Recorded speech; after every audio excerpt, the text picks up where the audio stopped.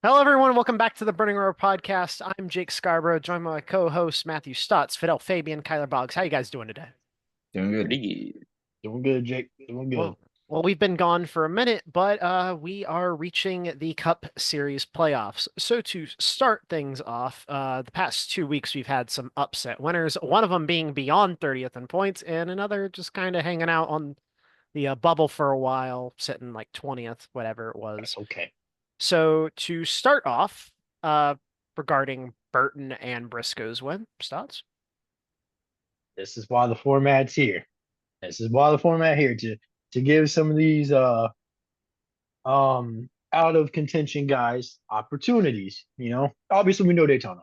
It's going to be a toss up. It could literally be anybody. I mean, we saw Justin Haley, for crying out loud, win this race in a part time car. So anyone can win this. So it was really cool though seeing Harrison Burton win that race. I mean, what's it? Is this his second year? I believe. Yeah, Yeah. second year, and having to defend Kyle Busch. I mean, he's one of the greatest. Maybe not plate racing, but one of the greatest. Just in general. So for Burton, that's a huge win, and I think that should help boost.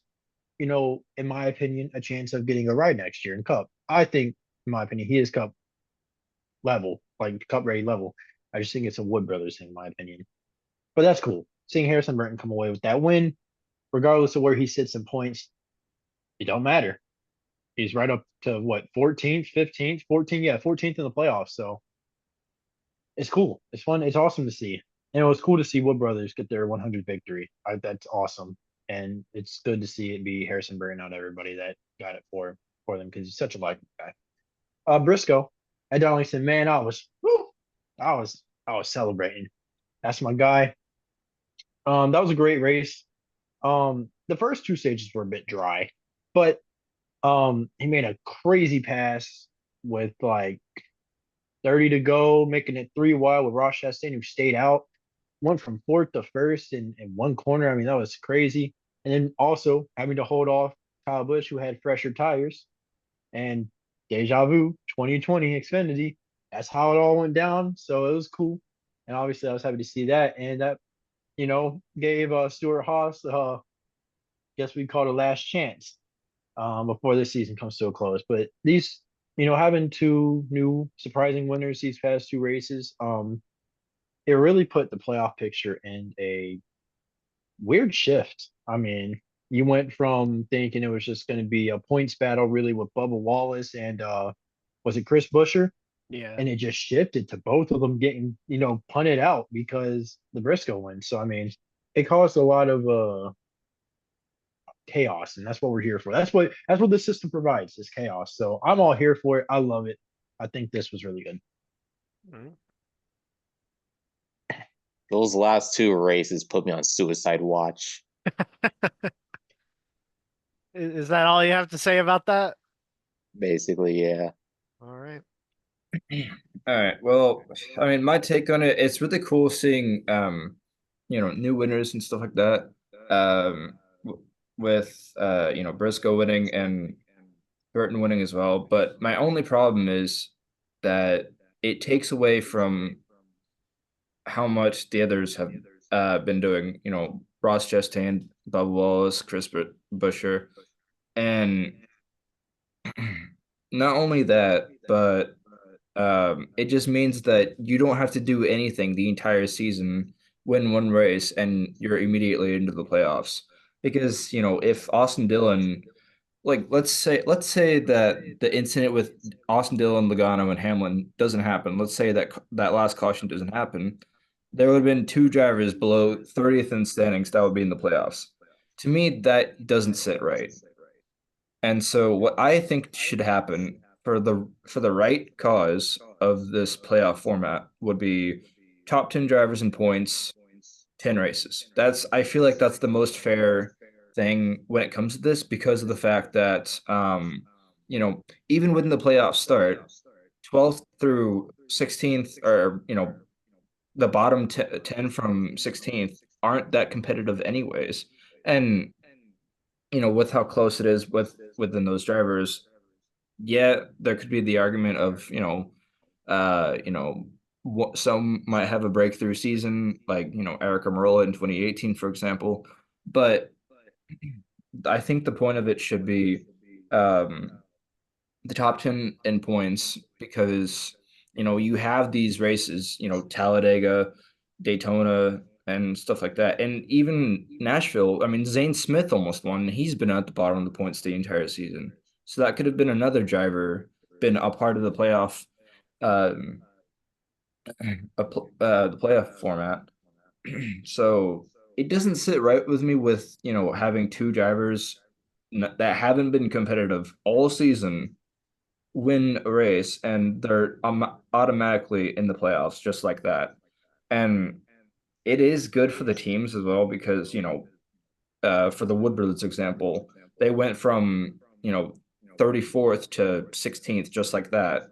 And because of that, they're going to get a lot more money in the owners' standings and stuff. So that's the only positive side about this. Like I have no problem with, it's nice, it's cool to see new winners and stuff, but the winning in the phrase winning in it has to go because it it creates just controversy towards, how the playoff format is and who should really be a part of it and stuff. Yeah, no, I've got mixed opinions on it because I've always liked Briscoe. I've got a soft spot for Wood Brothers. And obviously, it's the feel good story for Wood Brothers because this is something they've been trying to accomplish for years. They finally got a driver that was able to just break through and win finally since Ryan Blaney. Um, and then, Chase Briscoe to kind of send Stuart Haas out in a blaze of glory, if you will. So it's an odd situation because those are two guys that, weren't in the playoff conversation. And honestly, when you talk about the championship this year, they shouldn't be in championship conversation. But with the format we have, they are. And, as you kind of mentioned yourself, Kyler, how it sits, you've got a couple guys in there that you can just instantly look at the bracket and say, oh, yeah, they're going to be out first round. And it's easy to say that with a guy like Harrison Burton because he's been sitting bottom of the points all season. There's people that are writing off Briscoe and Cindric, Bowman off fairly early. And, there's a chance they could break through, with the way the playoffs work. Oh, Harrison Burton, a guy who's been 34th in points all year, he can make it to the round of 8 simply by winning the 2 plate tracks. Like that's all it takes. And it's a weird formula. And I guess and NASCAR is getting what they want because they get that entertainment factor. But you have the issue of these are guys that shouldn't even be near the championship because of their performance throughout the year. So putting them top 16 in points after being bottom of the barrel is beyond me. So no, I agree. I'm I'm a simp for the chase format with the top 10, then you get the wild cards. I like that format. That was where we got to see more rightful champions. So, even if we went back to that, I'd be happy with that. But, to kind of roll back around, Stotts Fidel, your guys' take on the playoffs themselves, just as a, points format as we've seen it. Was that a question? Yes, that was. Yes. Okay. Are you asking like what what I feel or I Yeah, like can't how lie, I you zoned feel about the playoffs themselves as a format, not this year out. specifically, just in general. In general, I liked them. You know, I thought. I mean, I don't think I've ever really had a hatred for it. I mean, there have been some times where it's iffy. There's some things you don't. For one, not everyone's gonna like it, or Yeah. no one's ever gonna not. I mean, there's gonna be people that hate it and all that. But me personally, I've had no problems with these formats from when they went for the chase they did to move into the rounds and all that. I really haven't had a problem with that. I think they're just doing this from a business side, which I completely understand. They try to get some viewership, to really spike up and they do what they gotta do. So I'm all for what they've done though. I think I've hated on it though a little bit, but I think it's starting to grow on me. Just these formats play out, seeing how they play out. I think it's starting to grow on me, and I enjoy it. I really do. Mhm. I think they're the most bullshit gimmick NASCAR has ever cooked up in the last 15 years. This is probably the worst points format I've ever seen in my life. Goddamn WRC's points format looks a lot better than what NASCAR has as a whole right now. I bet right now Brian France is still laughing at just the absolute complete stupidity of what the sport has become since 2014. That I sounds like a hate salty the Kyle playoffs. Busch fan, bro. That sounds like a salty Kyle Busch Kyle fan. Busch has won 2 championships under this format, and I still hate it. I'm just saying, In all brother. I'm fairness, just one of saying. them was something that he shouldn't have won. Yeah, I know. I Yep. know. And the Man, fact is, Fidel, as a Kyle Busch fan, can admit, that year he he shouldn't have sure been. went out there and broke a And no leg. other sport where a man should be at least 18th in points wins the championship. I Nothing hope you else. I hope you just realized what Stott said. Yeah, that's kind of good. Eh, I think it was. I Did think it you was hear it? clever. yeah, Stott, no. you want to repeat yourself? I just said he quite literally went out there and broke a leg. You know what I'm saying? Go break a leg. That's what he did, and look what he got He out of took it. a little too literal. All right. Well, April 15th, Uh, 2027. Watch out, Stats. What I what what mean, is special about that day? I think he's just picking a random day. Anyways, yeah, Kyler, we heard you kind of toss some yeah, input.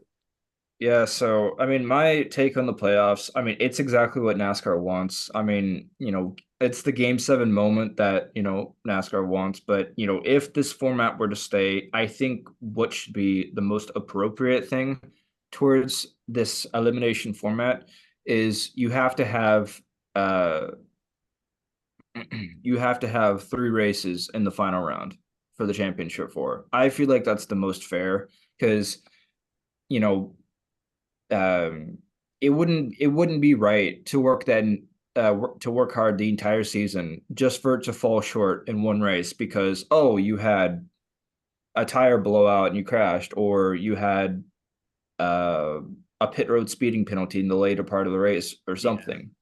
So it just makes it just stuff not stuff like that, but I just feel like with it being one race, I feel like if you don't win it, it just means that it wouldn't mean that the entire season was pointless, but it just makes it hurt even more because it's one race. But if it's across three races, I feel like it would be a better chance to rightfully determine a champion because in 2016, three of the four championship Ford contenders got in a wreck Yeah. from Carl Edwards block because and Jimmy Johnson won that championship easily. And stuff like that is it's what NASCAR wants because NASCAR wants, I mean, they're turning more into a business than a sport because promotions, advertisements, stuff like that. They're doing great as far as TV ratings and stuff, but from the motorsports side of it, they're not doing a good job at all, in my opinion at least. And even now, like sports across the US and the world only care about ad revenue and money because that's where they're able to promote these stuff and everything. For the example, the NBA, they have a bunch of sports betting apps and websites that they don't need to rely on ads for stuff like the finals or whatever the case may be. So um it just puts a really sour taste in my mouth as far as that goes because um you know the playoffs shouldn't be determined in one race because what's the point of having one race or three races for three of the four rounds and then just having one race for the last round? That to me doesn't make any sense. And not only that, going back to what I said about the points, the win and in system earlier, is I think what was it in 2022? There were uh 15 or 16 winners, and Truex was bumped out, and he was fourth in points the entire season. Yeah. That to me is not okay Yeah. because you know you're having guys that are bottom. You're having guys that are performing at a way worse level than Truex ever was the entire season, and you're telling me that oh, what Truex should have won. Well, I mean, you could also make the argument that, oh, hey, the guys that won a race, Austin Dillon, all he had to do was dump Austin Cindric and had Tyler Reddick protect him to win the race. Mhm. So, you know, um, it doesn't sit right with me because I feel like the best argument you can make towards the top 16 points is you have to perform every single race to be in the top 16. You have to do this. But now it's just that it doesn't matter where you're at in the points. You can win a race and just you could start in park every race and win a race and you still be in. That doesn't sit right with me because you know, it's not like that would ever happen, but you could make the argument, oh, well, you got a track bar broke. We have to retire early in the race. You could do that every single race and win one race and you still be in the points or the Yeah. playoffs. That to me is bullshit because, obviously, like I said, something that wouldn't happen, but It's just the that's idea of it. the idea of it, it can happen. And NASCAR will be like, yep, you won a race, you're good. So I feel like after this season, NASCAR has a lot to do, especially with how Austin Dillon had to win Richmond. And he even said in his interview, I had to do what I had to do. And Hamlin understood it. Logano was rightfully frustrated. And something that really grinded my gears about this is that, oh, well, Hamlin and Logano did this to other people all season or to, their whole career. It's like, first of all, no, they didn't.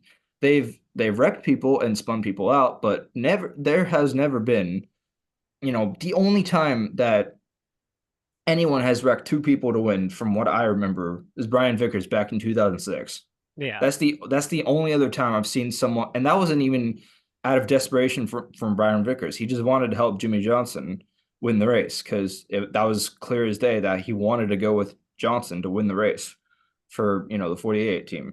But to deliberately wreck two other cars and barely still win the race, Yeah. that Especially with right rearing one of them, which is the big no-no. yeah, and it obviously people are going to have different opinions and stuff, but it shouldn't matter who it is to. It's the incident itself that should be like, this should not be happening. And the only reason why it's happening is because, oh, the win and in. And it doesn't sit right with me because it takes away from how people should race each other in the Cup Series, because the lack of respect ever since this format has gone completely out of the window. And you look at back in the early 2000s and 90s, a lot of people talk about how great the sport was. There were battles that they didn't wreck each other. One of the battles was that I could remember, 2001 Michigan with Ricky Rudd and Jeff Gordon. They were racing each other for the win. Both of them could have taken each other out. They didn't because they knew there was a lot more on the line if you do that. There was no championship format, 10 races left in the season and stuff. And so it doesn't sit right with me, but this is exactly what NASCAR wants. So as long as they have it, we just have to deal with it. That's probably the best I can put it, to be honest. Yeah. To move forward from it, obviously, as we look back on the past couple weeks, we had Daytona where a guy making a second Cup start, Parker Retzlaff, um, chose the top, ended up pushing Harrison Burton to the win. Chevy was not happy about it. Crew chief came over the radio. You did the one thing we were told not to do. His job was to push Kyle Busch at that scenario, and he did. It's been stated since that he was, quote, punished by Chevrolet in a way, whatever the case was. They haven't gone in detail. What's your guys' takes on that situation? Putting yourself in Parker's spot or just looking at it from an outside standpoint? Um, it's difficult in my opinion. for one, it's his like what second start, I believe, or first. I Yeah, don't know how. it was a It's very second. few starts. You can't, and like I said earlier about Justin Haley, I mean anybody can win this race. In my opinion, you got to look after yourself at some point.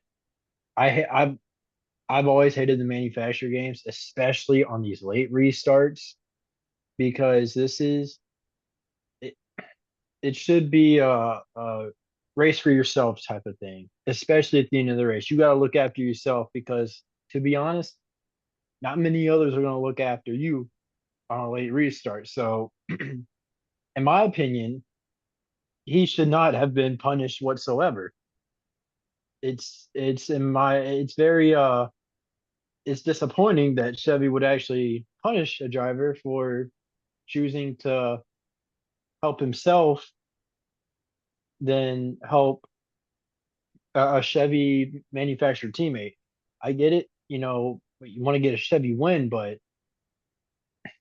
it's a race for yourself type thing. It always has been really. I mean, you battle it out for the win there, and that's what he did. He thought he had a better shot staying at the top, and I understand. I respect it. I respect what he chose, and I think Chevy should, you know, not be so harsh. I mean, it's just the second start. He was, and he's only getting very few starts in that car this season. So I think if anything, it should be more of a learning.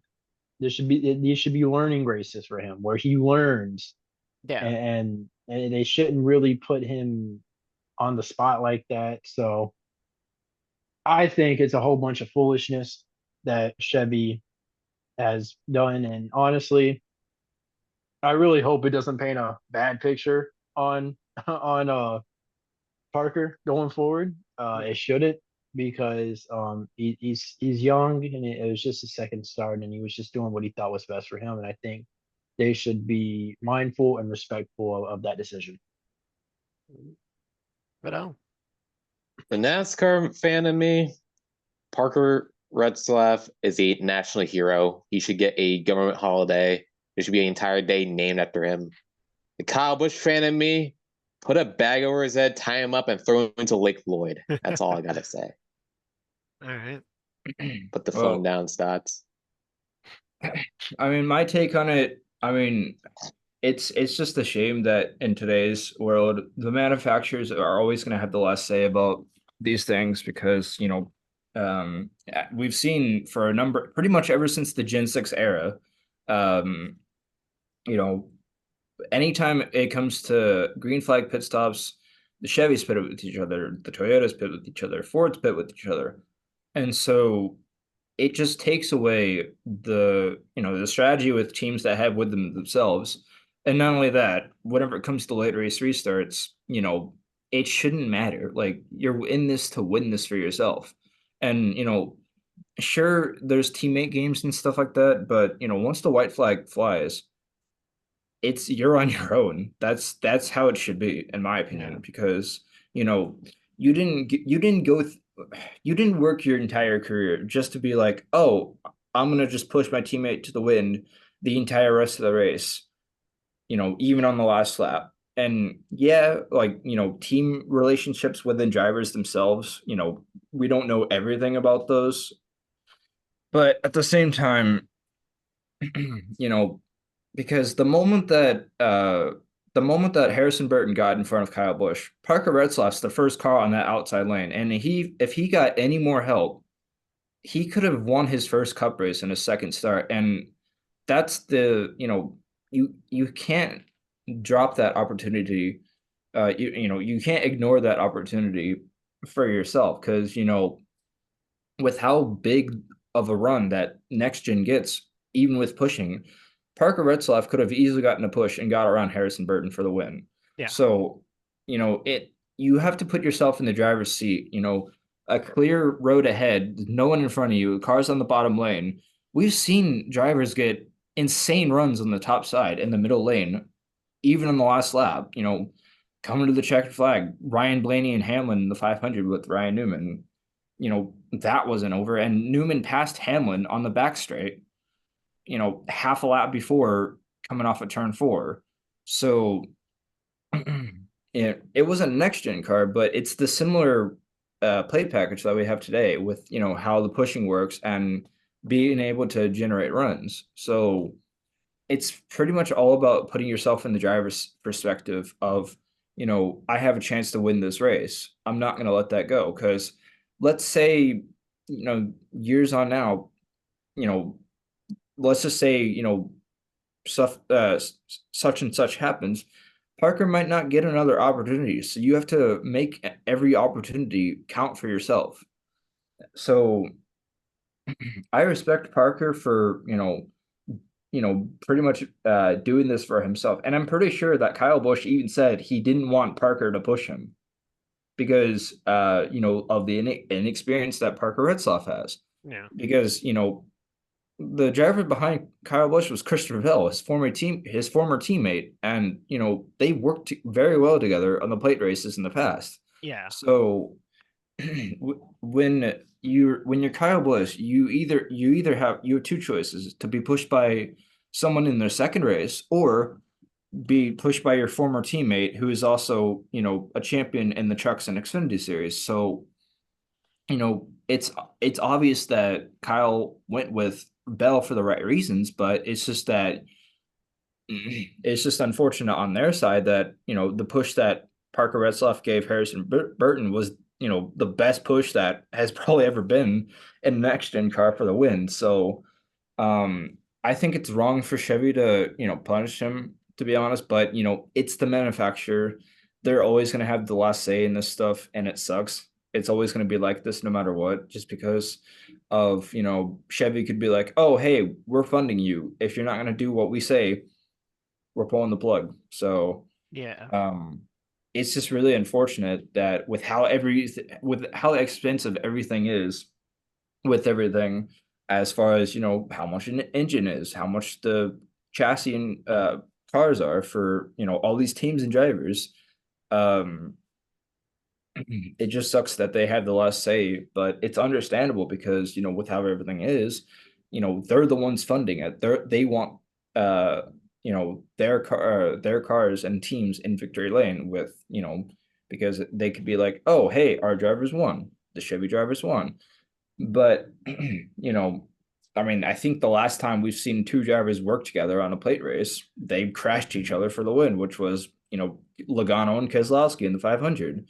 Because even though their teammates pushing each other for the win, both of them wanted to go for it for themselves, and sure enough, they crashed each other. Neither of them even finished. So I just think that's why drivers don't really want to play the team game as far as that goes, because picture yourself pushing your teammate on the last lap. You have the opportunity to pass him yourself for the win, or just play the team game. So there's too much to give up if you don't make that move, in my opinion. No, I gotta look at it as this, in Parker's situation, he said it best, he's getting an opportunity. He's in a position to win at one of NASCAR's most historic tracks in his second start, with a sponsor that has funded him most of his career. He's got to go out there and make a name for himself. Obviously, we know how the manufacturers work together at plate tracks. This is no hidden secret. It's been happening for years and years. So I understand what he was doing. I also understand, Chevy's frustration with him not going with Kyle because, it's like, hey, we're putting you in this position to have the opportunity. But at the same time, his goal going into that race wasn't, hey, I'm going to go push Kyle Busch. That wasn't Chevy's idea going into that race either. It was just, oh, hey, well, we have you here in this spot. We want you to push the 8 car. But at the same time, Kyle didn't want him behind him. Parker wanted to go for his own. Those are two judgment calls that worked out in both their favor. It's just Chevy was upset by it. So I understand both sides. It's just shitty that's the way it goes. Hopefully if Ford and Toyota paid attention to that, if Chevy does try to be a little more critical with Parker during the off season, not sure what's going to happen there. But, hopefully they were paying attention and see, this is a guy that's got potential to put himself in position to win at the Cup Series level. Because notice, we haven't seen the 62 car in contention to win a race in the Cup Series since the year Brendan Gaughan flipped from the front of the pack. Gragson couldn't do that. Alfredo couldn't do that. So you've got a guy who making a second start and he almost won with the thing.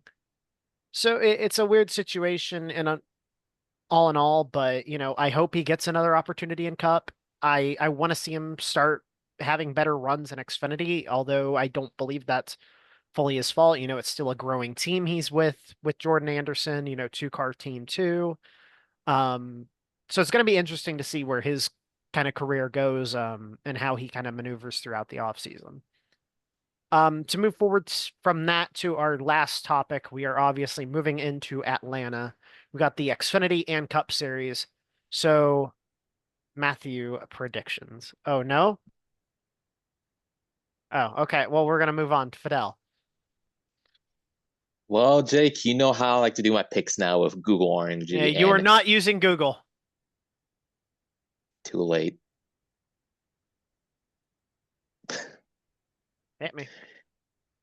For Xfinity, we got the driver for the number 26 Sam Hunt Racing Toyota, Corey Heim, winning at Atlanta.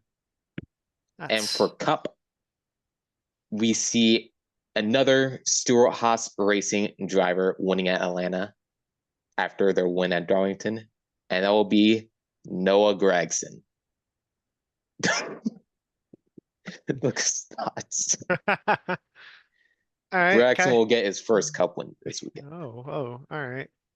Is it Stott's turn? Are you good now? No? Yeah, no. All right, Kyler. Oh. All right. So for Xfinity,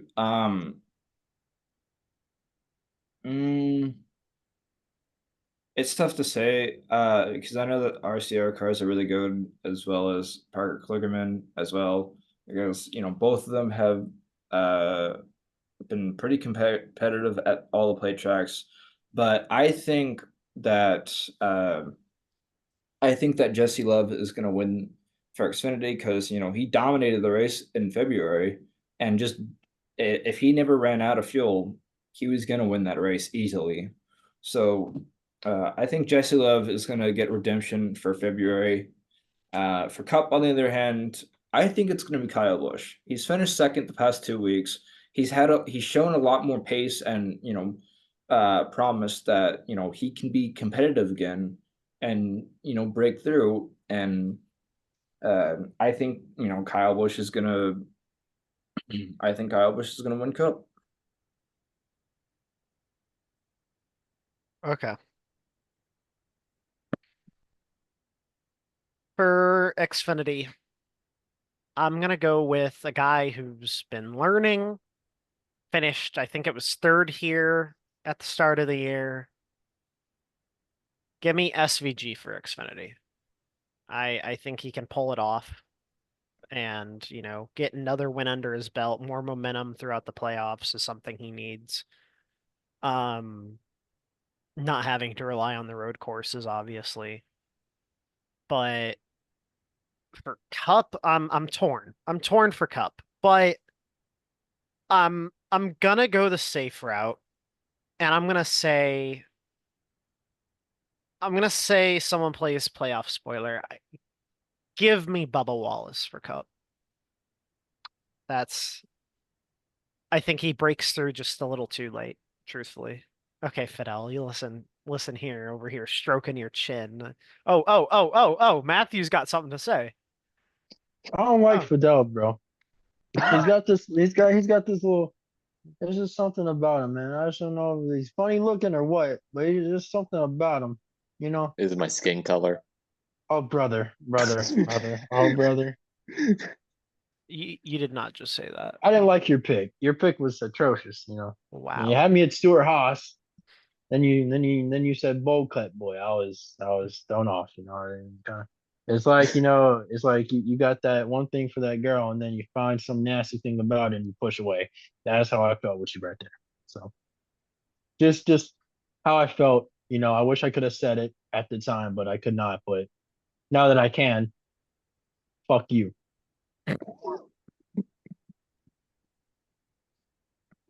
So you gonna tell us your picks, buddy? Sure, I will. Who are we going with? Xfinity.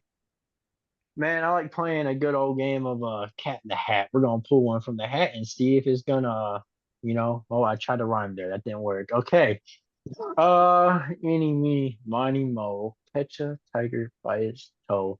If he hollers, Sammy Smith. I'm going with Sammy Smith. I don't know why. Something about him. Good It's old a Sammy. oddball. All right. For Cup, that's another goofy one. Eeny, me, John Hunter Nemechek is going to win. John Hunter Nemechek's going to win. If John Hunter Nemechek Yes. wins Yes. Atlanta this weekend, Mhm. I will. God, what will I do? What will I do? I'll make duplicate keys of Fidel's house keys. Anyways, I think that wraps up the VRP episode today. Whoa! Whoa! We forgot one Whoa! thing. What? Did we not? I thought we were going to talk about who we eliminated. Oh yeah, Final Four. Who's the first four out in this round? Matthew, your go. Austin Cindric, Harrison Burton, Daniel Suarez, Brad Keselowski.